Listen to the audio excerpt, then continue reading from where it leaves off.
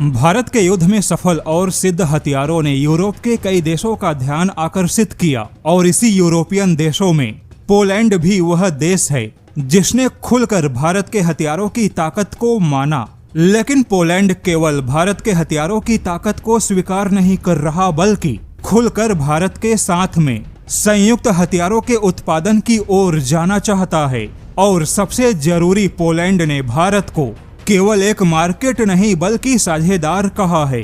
खुद पोलैंड के आर्थिक विकास और तकनीकी मंत्रालय के सचिव मिखाल बारास्किन ने अपने बयान में कहा कि वह भारत को केवल हथियार बेचने वाला बाजार नहीं मानते बल्कि भारत को एक बड़ी ताकत, यूरोप और पोलैंड का रणनीतिक साझेदार मानते हैं। और पोलैंड का दावा है कि आने वाले दिनों में भारत और पोलैंड मिलकर ज्वाइंट वेंचर के तहत हथियारों का उत्पादन करेंगे, जिसमें ड्रोन, वेपन और स्मार्ट गोला बारूद का उत्पादन मुख्य केंद्र में होगा। खुद पोलैंड ने इस बात को स्वीकार किया कि वह भारत के साथ मिलकर एडवांस ड्रोन और लॉइटरिंग म्यूनिशंस के क्षेत्र में काम करना चाहता है।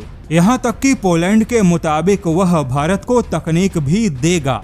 पोलैंड का दावा है कि उसने ड्रोन के क्षेत्र में अच्छी तकनीक विकसित की है और भारत के साथ मिलकर बड़े पैमाने पे फुल स्केल उत्पादन चाहता है। लेकिन भारत के पास भी बहुत से ऐसे हथियार और बहुत सी ऐसी क्षमता मौजूद है जिसे पोलैंड खरीदना चाहता है, जैसे कि हाई एक्सप्लोजिव और स्मार्ट गोला बारूद के उत्पादन में भारत ने बहुत ही अच्छी क्षमता विकसित की। वहीं भारत के सटीक ऑपरेशनल क्षमता से भी पोलैंड काफी प्रभावित है।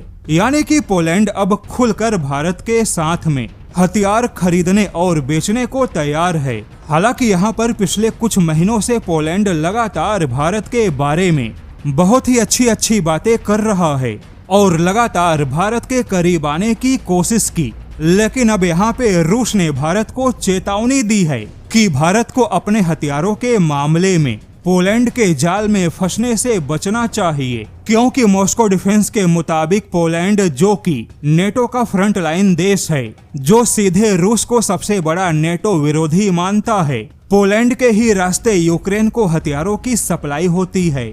ऐसे में रूस का दावा है कि तमाम यूरोपियन देश इस समय गोला बारूद के उत्पादन के लिए संघर्ष कर रहे हैं। अगर पूरे यूरोप के गोला बारूद के उत्पादन क्षमता को मिला दिया जाए तब भी उनके गोला बारूद का उत्पादन रूस के टक्कर में बहुत ही पीछे है।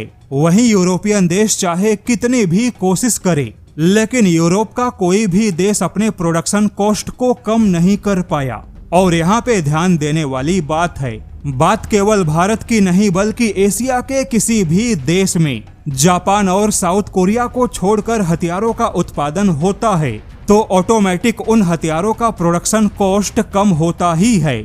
लेकिन भारत में बड़े पैमाने पर हथियारों के उत्पादन से इन हथियारों की कीमत और भी कम होगी। ऐसे में रूस यह चेतावनी दे रहा है कि पोलैंड वह देश है जो कि पूरी तरह से नेटो के रणनीतियों के साथ चलता है। यानी पोलैंड की रक्षा नीति स्वतंत्र नहीं है। पोलैंड पूरी तरह से नेटो और अमेरिकी सुरक्षा नीतियों का हिस्सा है। ऐसे में रूस ने भारत को चेतावनी दी है कि अगर भारत पोलैंड के साथ गहरे रक्षा प्रोजेक्ट में जाता है तो भारत बड़ी आसानी से पश्चिमी राजनीति का मोहरा बन सकता है। ऐसे में रूस का मानना है कि भारत को पोलैंड के जाल में फंसने से बचना चाहिए, खास करके हथियारों के मामले में, क्योंकि पोलैंड केवल भारत के क्षमताओं का फायदा उठाना चाहता है।